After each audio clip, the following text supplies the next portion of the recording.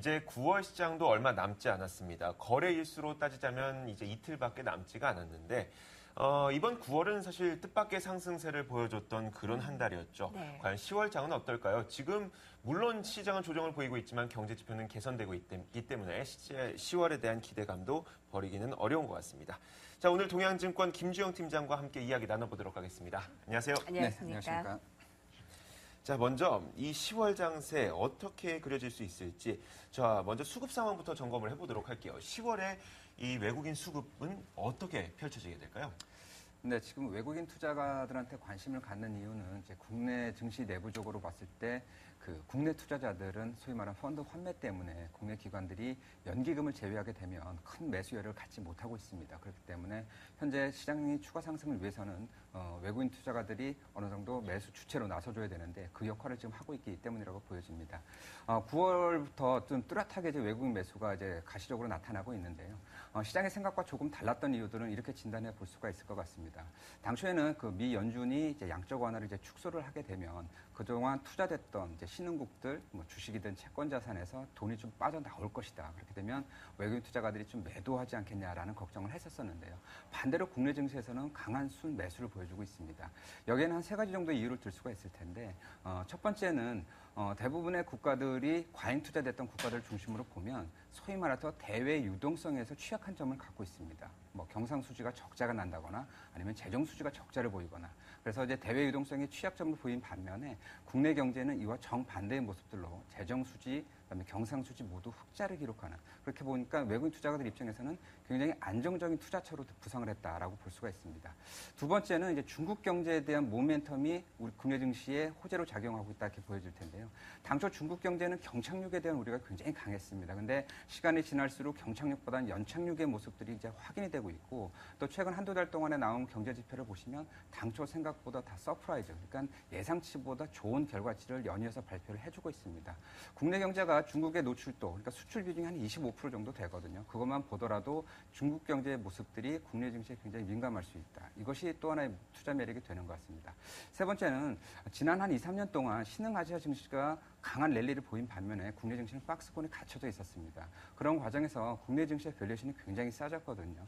저희가 대외적인 건전성을 갖고 있음에도 불구하고 실적 기준으로 한 가치 평가에 있어서는 신흥국 대비해서는 한 20% 정도, 선진국에서는 한 40% 정도 할인 평가가 되어 있습니다. 이런 관점에서 보면 외국인 투자가들이 어느 정도 국내 증시를 좀 매력적으로 느끼는 것 같고요. 그것이 9월뿐만 아니라 10월 또 4분기 전체적으로 이어질 가능성이 좀 높다고 보이고 있습니다. 외국인 덕분에 올랐지만 말씀하신 대로 좀 불확실성이 좀 있는 상황입니다. 안으로는 수급의 문제, 지금 2차선 위에서는 이 투신의 매도권, 또 밖으로는 지금 국내 주식 투자자들이 지금 눈이 미국 의회로 쏠리고 있습니다. 그렇습니다. 지금 미국 정치권에 대한 그 협상 난항을 겪고 있기 때문에 지금 불안감이 증폭되고 있지 않습니까? 자, 그런 부분들 좀 나눠서 그 어떠한 영향을 미칠 것인지 좀 볼까요? 네, 그렇습니다. 지금 이제 미국으로 점차 눈길이 좀 가고 있고요. 최근 5일 연속 미국 증시도 약세를 보여주고 있습니다. 가장 큰 이유가 이제 정치적 불확실성이다라고 얘기를 합니다. 정치적 불확실성이 이제 두 가지가 될 텐데요. 구체적으로 나누자면 첫 번째는 이제 9월 말까지 해결해야 될 2014년에 예산안에 대한 확정입니다. 두 번째는 다음 달 중순 정도까지는 확정을 지어댈 부채한도 협상이 마무리돼야 되는데 이 두 가지가 아직까지도 공화당, 민주당 간의 협상이 타결이 되지 않았기 때문이라고 볼 수가 있는데요. 여기에 대한 트라우마는 2011년 8월에 있습니다. 그 당시 때도 부채한도 협상이 제대로 이루어지지 못했고 그러면서 S&P의 신용등급 강등이 있었습니다. 그러면서 주가가 굉장히 큰 폭의 하락세를 보였고 그것이 글로벌 시장의 어떤 충격 요인이 됐던 경험들이 있기 때문에 시장에서는 또 한 번의 이제 경계심을 갖고 보고 있는데요.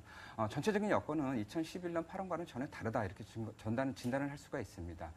예를 들어서 지금 이제 예상이 되고 있는 여러 가지 그 민주당과 공화당의 갈등 내용 중에는 예전에는 뭐 세금 인상, 그다음에 정부 지출 축소 뭐 이런 민감한 사항들이 굉장히 많이 있었고요. 또 이런 것들은 향후 경기 흐름에도 굉장히 결정적인 영향을 줄 수가 있기 때문에 양당 간이 서로 물러나지 않는 모습들을 많이 보여왔었습니다. 근데 이번에는 이 두 가지 사항들은 중점 논의 사항에서는 지금 빠져 있는 상황이고요. 가장 핵심이 되는 부분들이 이제 오바마 케어, 의료 보험 쪽에서의 네. 개혁 문제가 있습니다. 근데 이 개혁의 내부들의 모습들을 보면 그럼 양당 간이 어느 정도 힘겨루기를 할 것이냐? 그럼 양당 간의 어떤 정치적인 입장을 좀 살펴봐야 될 텐데요.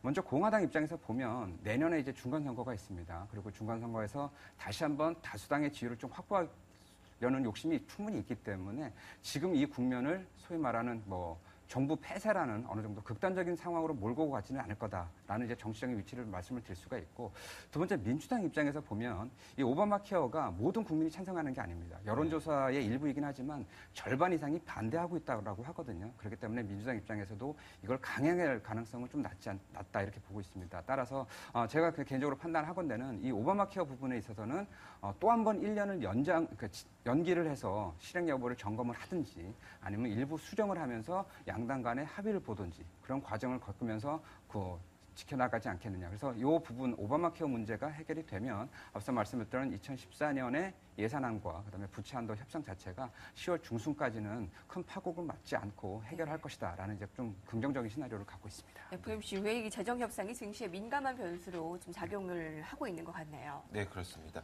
하지만 이런 부분 외에도 저희가 또 10월에 좀 살펴봐야 할 이슈들도 있을 것 같아요.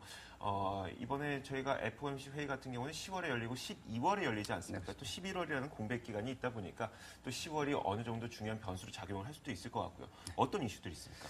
네, 대외적인 이슈로는 지금하고 거의 연장선상에서 보시면 됩니다. 앞서 좀 길게 말씀을 드렸던 미국이 결국 이제 10월까지의 해결할 문제점들이 두 가지가 분명히 있는 상태가 있고요. 그다음에 두 번째 이슈는 FOMC 회의가 있긴 하나 10월 회의에서 양쪽 하나 축소 결정이 내리는 것보다는 아마 12월 정도가 되지 않겠냐 보여집니다. 그래서 FOMC 회의에 대한 내용은 시장에서는 좀 중립적인 변수로 이제 봐야 될 것 같고요. 그래서 대외적인 여건은 지금 상태가 큰 변동이 없겠지만 국내 증시 내부적으로 좀 실적 시즌을 좀 살펴봐야겠다라는 생각이 듭니다. 왜냐하면 지금까지 국내 증시가 싸다 전폐가 됐다 하더라도 제대로 평가를 받지 못한 데는 이 실적 전망치들이 계속 하향 조정되는 약점이 있었습니다.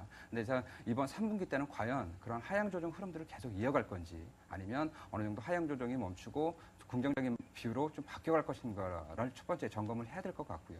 시장이 강세적이 되려면 분명히 주도주가 등장을 하게 될 것입니다. 그러면 이 실적 시즌 내에서 국내 증시 내부적으로 시장을 주도할 수 있는 주도주가 발견이 되기 때문에 실적 시즌에 대한 중요성이 좀 더 크지 않겠냐 이렇게 보고 있습니다. 네. 예. 자, 네, 10월 증시 전략을 알아봐야 되겠죠? 네, 그렇습니다. 한번 말씀해 주시죠. 네, 10월은 지금부터 진행되고 있는 이게 저희는 이제 강세 조정이라는 표현들을 좀 많이 쓰는데요. 뭐냐면 상승 기조 속에서 큰 폭의 하락 없이 기간 또는 약간의 소폭의 가격 조정을 통해서 이전에 어떤 물량을 소화하면서 추가 상승의 어떤 발판을 마련한다. 이런 의미에서 이제 강세 조정을 하는데요. 이 흐름들이 월 초까지는 좀 더 진행될 가능성이 있습니다. 워낙 8월 중순부터 진행되었던 강한 상승에 대한 이익 실현 욕구도 좀 있고요. 또 코스피 2000에서 2050포인트까지는 연내 거래됐던 물량의 상당 부분이 포진이 되어 있기 때문에 또 물량 소화 과정도 상당 기간 좀 거칠 가능성이 있습니다. 그래서 그러한 것들의 기간들이 좀 더 진행이 될 것입니다. 근데 앞서 말씀드렸듯이 이제 10월 중순이 넘어가게 되면 조금 이제 미리 앞서서 예단하는 것이긴 하지만 미국의 어떤 정치적 불확실성이 해소가 될 거고요. 또 중국의 경기 모멘텀의 흐름들은 4분기까지 연속될 가능성이 높습니다. 또 유럽의 여러 가지 이슈가 있어서 불확실성이 크다라고는 하지만 어느 정도 정치적인 안정성을 확보를 하고 있기 때문에 좀 더 가시적인 문제가 나타날 수 있습니다. 그리고 중국과 관련해서 한 가지 덧붙이자면 이제 10월이나 11월 중에 3중 전회라는 이제 공산당 대회를 합니다. 네. 아마 11월로 이제 예정이 되어 있는 걸로 알고 있는데요. 이제 거기에 대한 기대감도 또 한 가지 부각이 될 수가 있습니다. 그런 의미에서 보면 국내 증시는 결국 이런 상승 흐름들을 추가적으로 타주지 않겠냐. 그래서 굉장히 한계에 부딪혔던 2050포인트를 좀 넘는 선까지 주가 상승이 좀 진행될 것이다라고 이제 보고 있습니다. 네.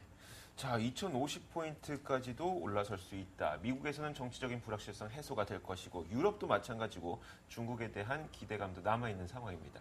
자, 이렇게 보자면 저희가 좀 연말까지 길게 봤을 때 투자하기에 유망한 종목도 있을 것 같고 업종도 있을 것 같습니다. 어떻게 보고 계십니까?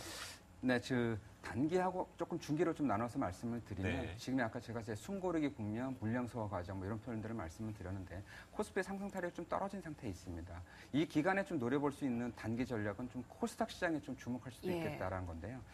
지난 한 2, 3년 동안의 코스닥 시장과 코스피 시장의 어떤 상관관계를 좀 보게 되면 큰 흐름에서 차이는 나지 않습니다. 다만 기간별 수익률로 보면 한쪽이 좀 우위를 보이다가 또 그 다음에는 다른 쪽이 우위를 보이는, 그러니까 어떻게 보면 시소 게임을 좀 하는 게 있는데요. 네. 저희가 데이터상으로는 코스피 수익률하고 코스닥 수익률을 4주간 동안의 격차를 좀 살펴보면 10%포인트 이상은 잘 벌어지지 않습니다. 그러니까 지난 4주 동안에 코스피가 코스닥보다 10% 이상을 더 아웃퍼폼 했다면 그 다음 국면에서는 코스닥 시장이 좀 더 강세를 보이고 코스피가 상대적으로 약세를 보이는 것들이 반복이 되어 왔습니다. 근데 지금이 딱 그 정도 수준에 있습니다. 지난 4주 동안의 수익률이 코스닥 지수 대비 코스피가 한 10%포인트 정도 높아져 있는 상황이기 때문에 향후의 그림을 생각을 해본다면 코스피가 강세 조정을 받는 기간 동안 코스피 수익률이 나을 수 있다. 그래서 그런 흐름들을 좀 단기적인 전략으로 제시할 수가 있을 것 같고요.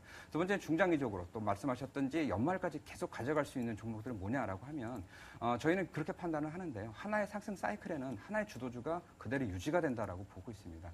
이번 상승 사이클, 그러니까 8월 말부터 시작됐던 상승 사이클 주도주가 뭐겠습니까? 보면 소재나 산업재, 그러니까 네. 경기 민감 대형주고 중국 경제에 민감한 업종 네. 이런 것들이 강세를 보였습니다. 결국엔 이번 추세에서는 이 종목들이 어느 정도 지금 단기 급등을 했기 때문에 부담스럽다 하더라도 이 추세가 끝날 때까지는 주도주의 위치를 놓지는 않을 것 같습니다. 결국 그래서 중기적으로 가져갈 수 있는 종목들은 기존의 주도주였던 소재나 산업적 쪽을 예. 그대로 유지를 해야 된다 이렇게 저 판단을 하고 있습니다. 소재 산업재 쪽 우리 주목을 늦출 수는 없을 것 같네요.